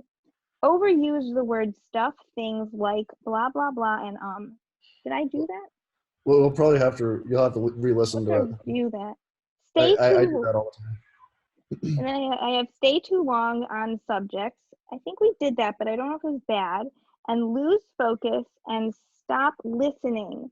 I did that a very short time. I noticed it, and I was like, stop doing that. You know, when you, especially when you're like, oh, what am I going to say next? But I was pretty good at not doing that. So that was my failure list, and Okay. it made it much better that I put that down as a thing to accomplish. Awesome. And that's how I handled my discomfort today. I also had then I had my success to-do list, which was make Nat comfortable. Were you comfortable? I felt very, very comfortable. Yep. Yep. And use skilled questions to help understand and learn from Nat. I think we learned from you. So that was it. Okay. All right. Cool. Anything else you wanted to say?